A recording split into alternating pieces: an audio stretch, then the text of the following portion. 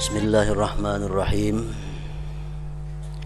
Alhamdulillahilladzi qahara wa ghalab, fala mani'a lima a'ta wa la mu'tiya lima salab, wa ja'alal jihada khaira ta'atin tuktasab. Ashhadu an la ilaha illallah wahdahu la syarika lah, fatihul qurab, wa ashhadu anna sayyidana Muhammadan abduhu wa rasuluhu sayyidul ajami wal arab. Allahumma salli wa sallim wa barik ala sayyidina wa habibina Muhammadinil muntakhab wa ala alihi wa ashabihi wa dhurriyyatihi wa man intasab. Amma ba'd. Yang kita hormati dan kita cintai para habaib, para syaraib, alim ulama, guru-guru agama, para muhibbin, hadirin hadirat rahimakumullah. Puji dan syukur selalu kita haturkan kehadirat Allah Subhanahu wa ta'ala atas limpahan berbagai macam nikmat dan karunia kepada kita. Dan mudah-mudahan kehadiran kita di majlis zikir seperti ini merupakan bentuk syukur kita kepada Allah Subhanahu wa ta'ala atas nikmat hidayah, nikmat kesehatan, nikmat kekuatan, nikmat kelapangan, dan nikmat-nikmat yang lainnya lagi. Dan juga tidak lupa kita haturkan salawat dan salam kepada junjungan kita, baginda kita Nabi besar Muhammad sallallahu alaihi wasallam, dan kepada seluruh keluarga dan para sahabat, zuriat dan pengikut beliau, akan sebagai salawat dan salam yang dapat menambahkan mahabbah dan cinta kita kepada junjungan kita Nabi besar Muhammad sallallahu alaihi wasallam, dan juga menambah kecintaan kita kepada keluarga, para sahabat, zuriat dan pengikut beliau.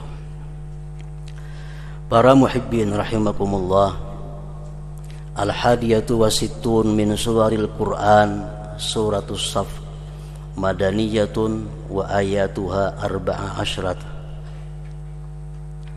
Yang ke-61 daripada surah-surah Al-Qur'an, yaitu surat yang bernama As-Saff. Surat As-Saff ini diturunkan di Madinah. Ayat-ayatnya berjumlah 14 ayat. Saf artinya adalah barisan. Ratakan saf, yaitu artinya barisan.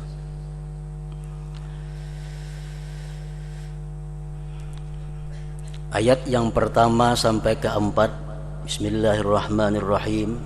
Sabbaha lillahi ma fis samawati wa ma fil ard wa huwal azizul hakim.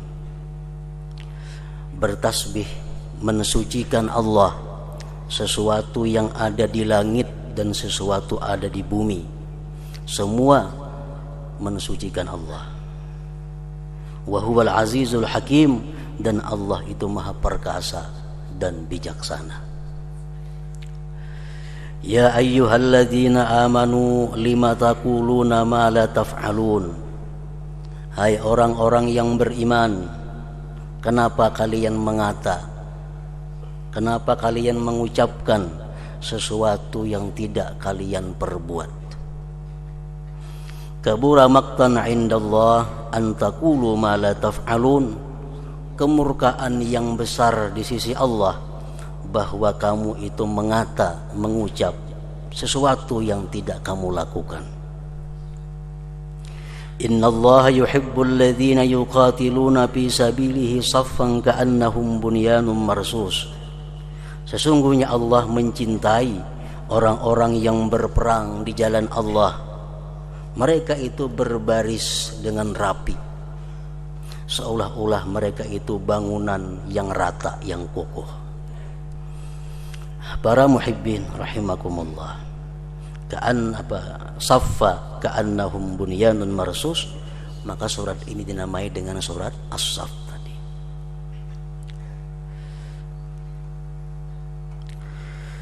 Imam Al-Qurtubi, salah seorang ahli tafsir, mengatakan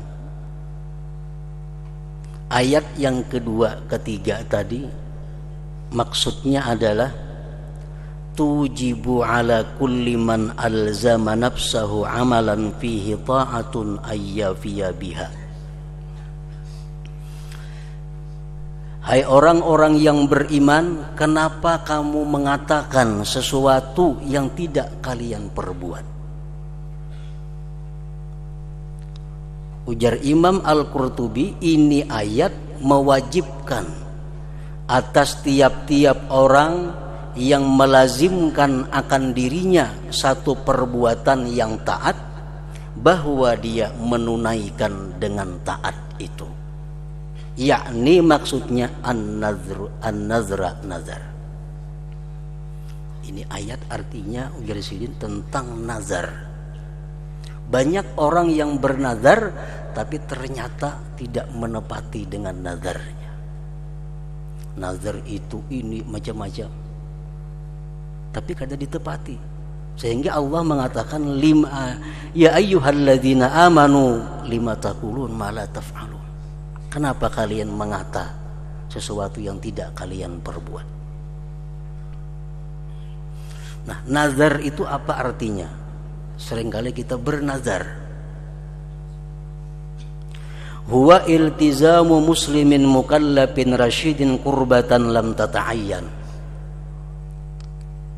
Nazar itu artinya adalah mewajibkan seseorang muslim atas dirinya, yang mana dia balik berakal, cerdik. Dia mewajibkan satu ibadah yang mana ibadah itu tidak fardu ain atasnya. Ibadah sunat diwajibkannya. Nah, itu nazar.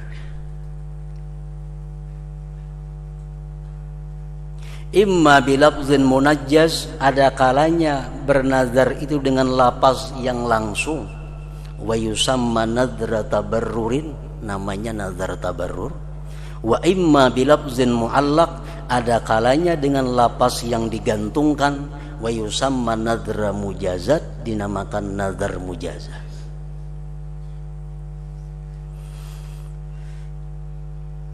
Jadi bernazar itu pertama,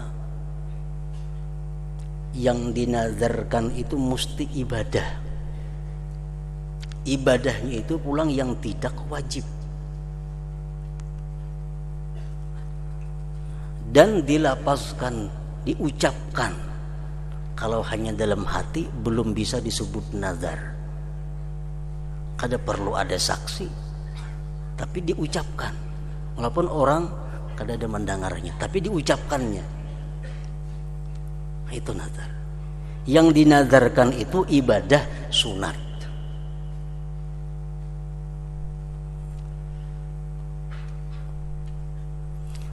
Nazar tabarrur, nazar yang langsung, contohnya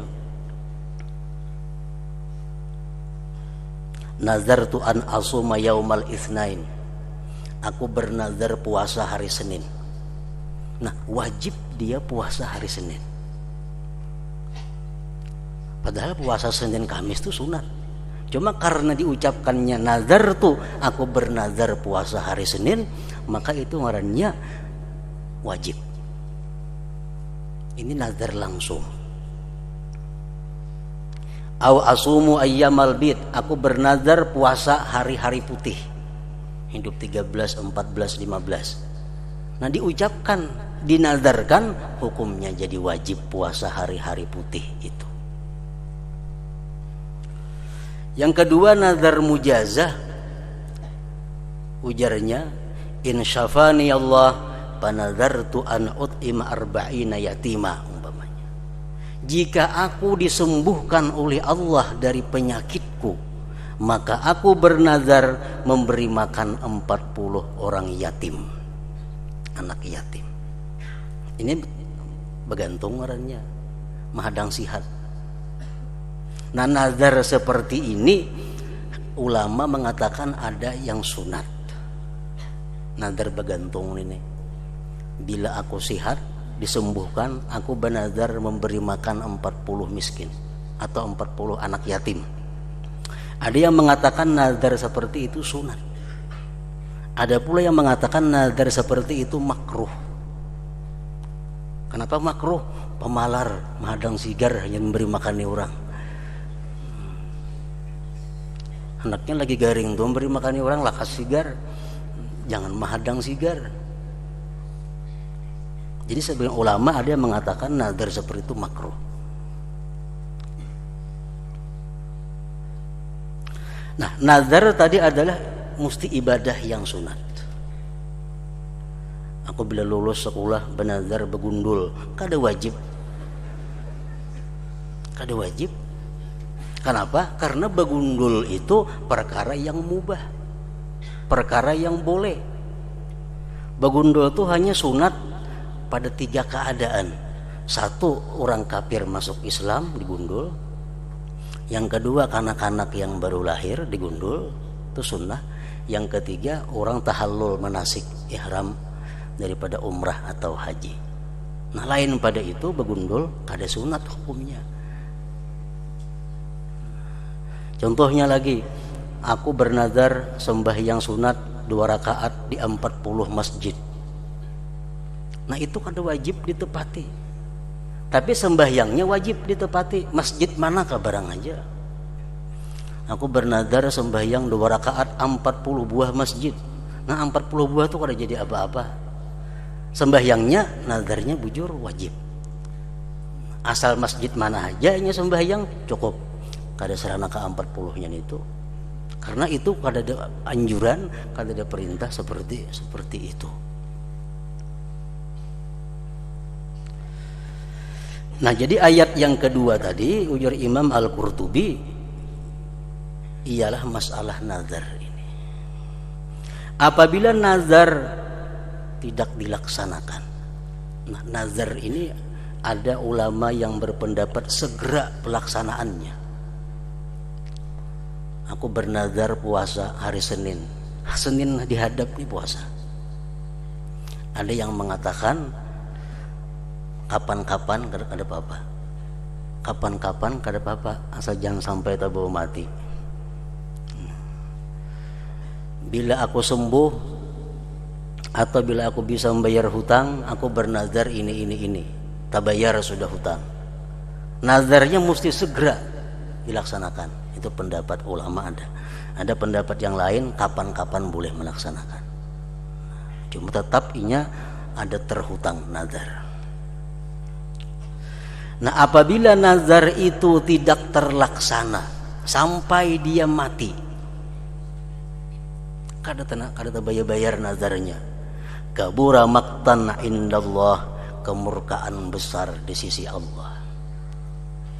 Kabura maqtan indallah antakulu ma la taf'alu. Nah, kemudian ayat yang keempat, innallaha yuhibbul ladzina yuqatiluna fi sabilihi shaffa ka'annahum bunyanun marsus. Sesungguhnya Allah mencintai orang-orang yang berperang di jalan Allah. Mereka berbaris rapi seolah-olah mereka itu bangunan yang rata, yang kokoh.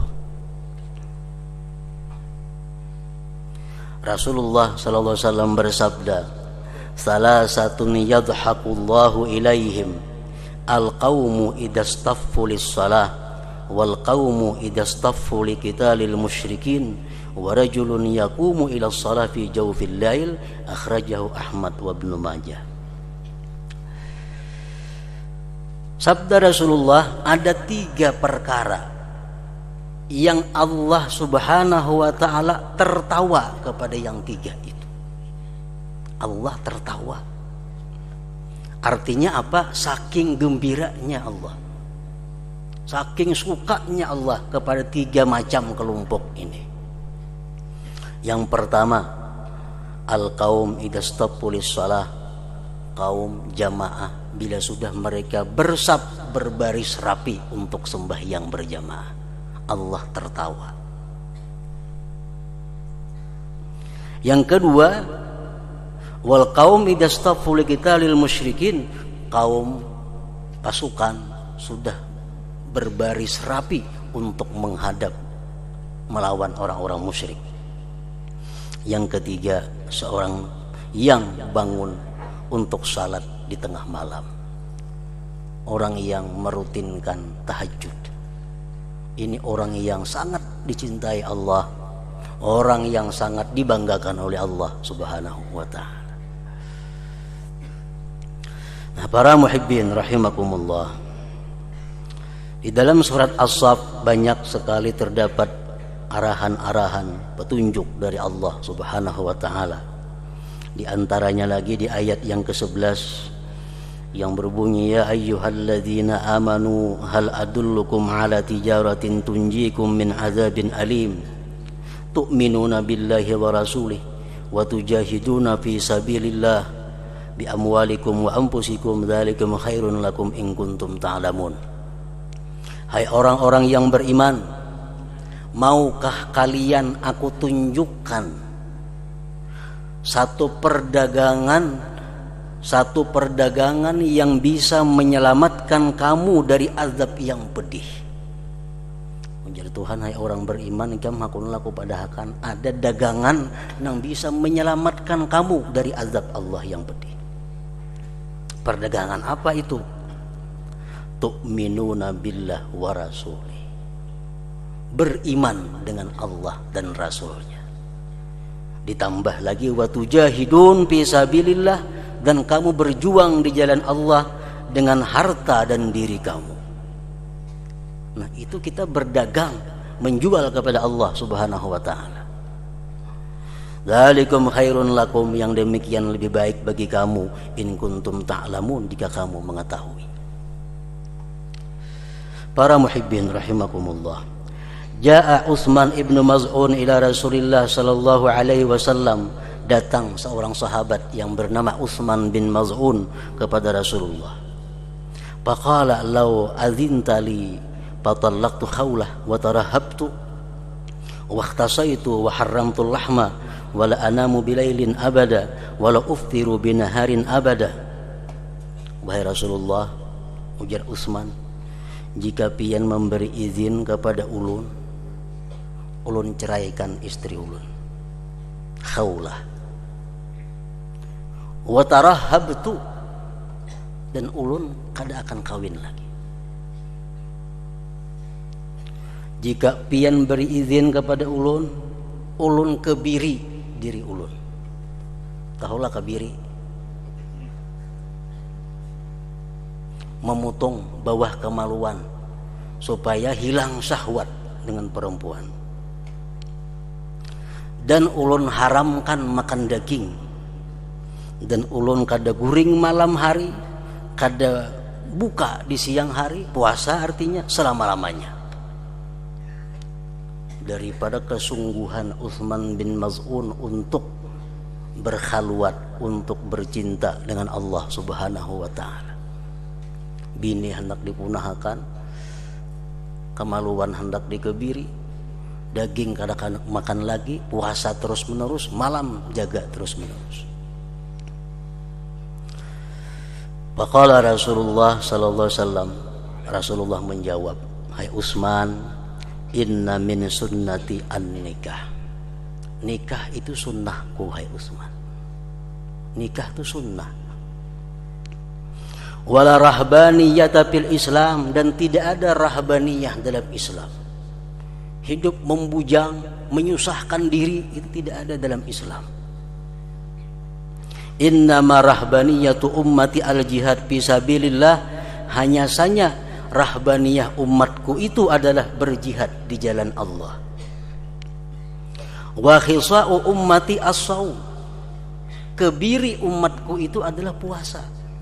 Kada syaratnya dikebiri, puasa aja, terima lama syahwat itu. Wala tuharrimu thayyibati ma ahallallahu lakum, dan jangan kamu haramkan sesuatu yang baik-baik yang Allah halalkan kepada kamu. Daging itu baik, Allah menghalalkan, jangan diharamkan. Wa min sunnati, setengah sunnahku wahai Utsman, anamu wa aqum. Malam tuh aku ada guring, ada bangun. Wa ubtiru wa asum, aku kadang-kadang puasa sunat, kadang-kadang kada puasa. Itu sunnahku. Pamar ragiba an sunnati falaisa minni, siapa yang tidak senang dengan sunnahku maka bukan tergolong daripadaku.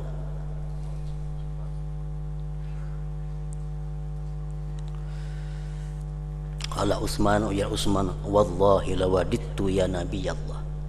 Demi Allah ulun kapingin wahai Rasulullah. Cuma kalau pian kada memberi izin ya kada jadi artinya. Padahal saya handakan macam itu. Ayyut tijarat ahabbu ilallah.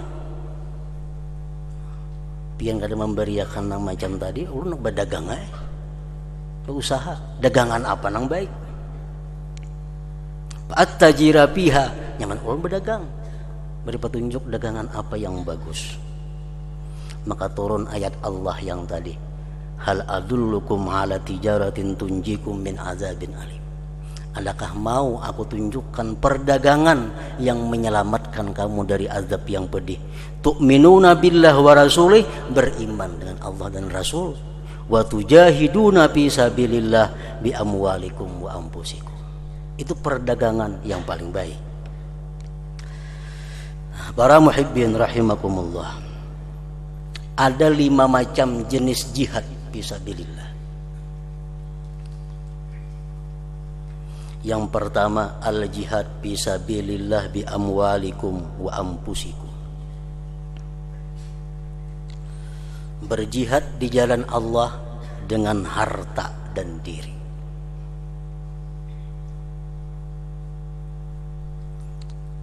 Umpat berperang sekaligus lawan duit-duitnya.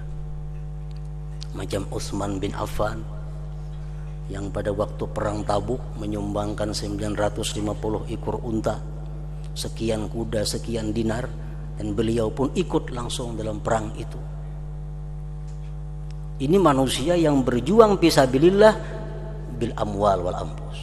Abu Bakar Siddiq yang habis seluruh hartanya dikasihkan untuk perjuangan Rasulullah dan sekaligus ikut berjuang bersama Rasulullah. Ini jihad fisabilillah bil amwal wal anfus. Yang kedua, al-jihad bil amwal awil ampus. Ada orang yang berjihad hanya dengan diri, tapi tidak ada punya harta. Macam Bilal, sahabat Nabi, kada punya harta, cuma ikut berperang bersama Rasulullah. Ada orang yang berjihad cuma hartanya, tapi kada umpat berperang karena sudah tua, karena ada sakit, tapi tetap menyumbangkan harta untuk sabilillah. Yang ketiga, al-jihadu fima bainahu wa baina nafsihi. Jihad terhadap diri sendiri. Ini jihad juga adanya. Wa huwa qahrun nafsi wa man'uha 'anil lazzatil muharramah, yaitu mengalahkan nafsunya dan mencegah nafsu dari kelezatan-kelezatan yang diharamkan Allah. Ada yang bagus pakaian tapi haram. Bini-bini umpamanya perempuan, ada pakaian yang bagus, kada ada kisah lagi, cuma haram dipakai, tarang, kelihatan kulit awak. Nah di situ perlu jihad nafsi. Kada usah, walaupun baik di sisi manusia, tapi di sisi Allah ini jahat, ditekannya nafsunya. Nah ini jihad.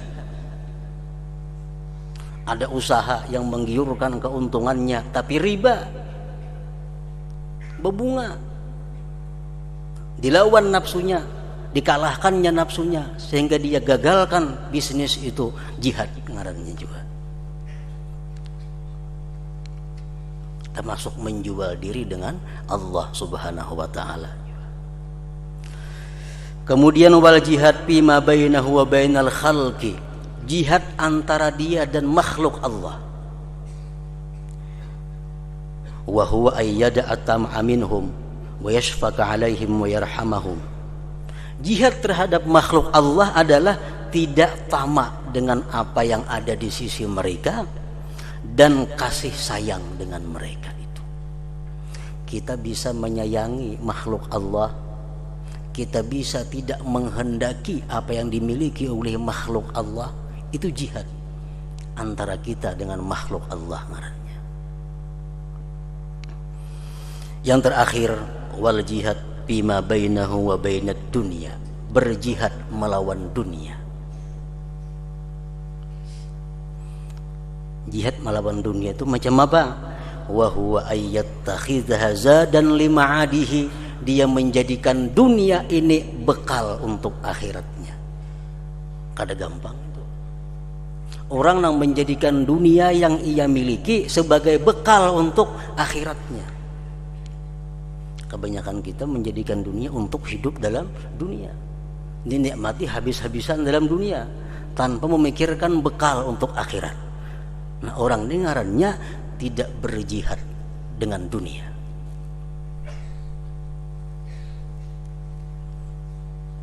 Kenapa kita takutan mati? Takuni hamun anaknya mati, engkawa kakainaha.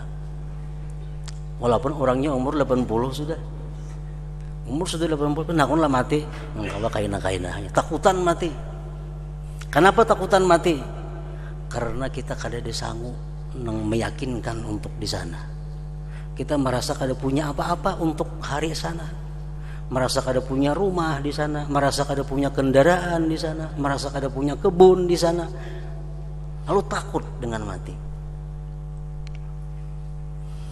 Seorang laki-laki datang kepada Rasulullah sallallahu alaihi wasallam, "Ya Rasulullah, ma li la uhibbul maut." Wahai Rasulullah, kenapa ulun ni kada katuju benar lawan mati ini tuh? Kada katuju lawan mati. Faqala, ujar Rasulullah, hal ma'aka minal mal? Ikam adalah bisi harta. Ikam ada bisi harta. Qala na'am ya Rasulullah, ada punya harta. Lalu ujar Nabi, qaddim malaka, dahulukan harta engkau. Kirim dahulu hartanya. Fa inna qalbal mu'min ma'amalihi, karena hati seorang mukmin itu beserta hartanya. In qaddamahu ahabba ayyalhaqa, jika hartanya dia dahulukan, dia ingin mendatanginya.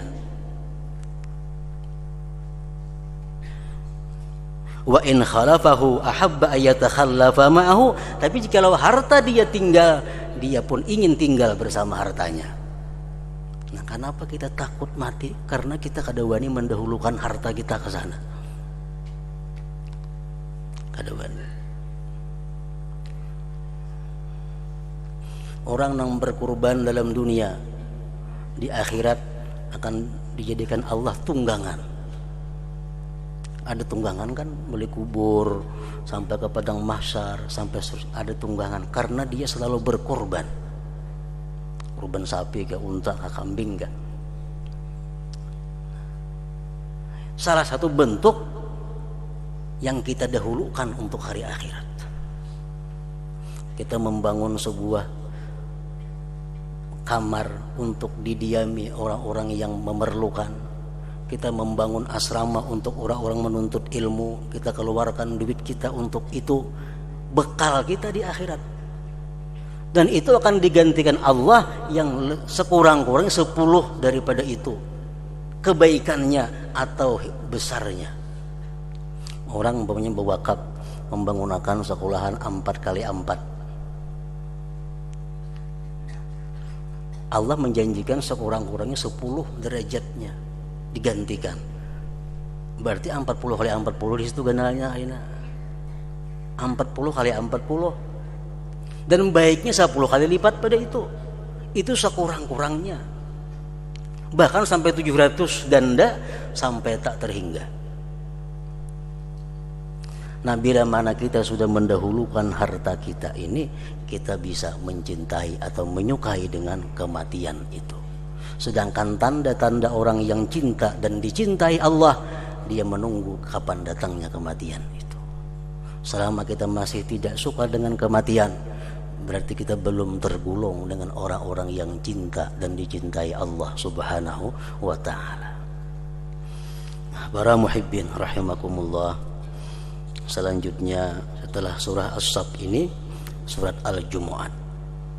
Di dalam kitab Ad-Durrun Nazim yang dikarang oleh Abdullah bin As'ad Al-Yamani disebutkan, man dawama ala qiraatis sabbi safarihi amina min tawarikihi ila ayyarji'a ila watani.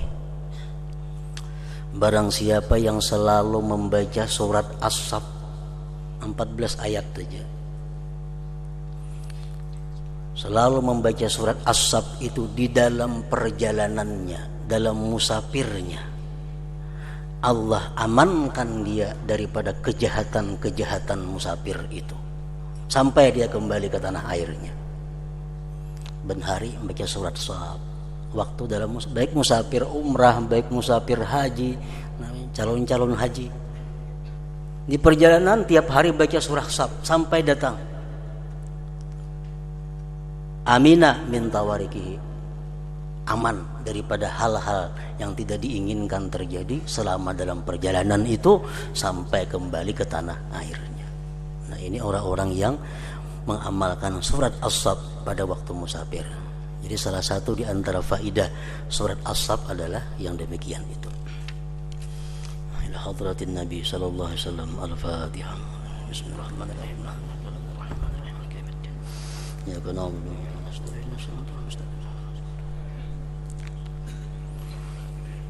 Asyhadu an la ilaha illallah wahdahu la syarika lah. أشهد أن سيدنا محمدا عبده ورسوله لا إله إلا الله نستغفر الله لا إله إلا الله نستغفر الله لا إله إلا الله نستغفر الله لا إله إلا الله ونتوب إلى الله لا إله إلا الله محمد رسول الله صلى الله عليه وسلم فيا أيها الرجل منه شفاعة صلوا عليه وسلموا تسليما.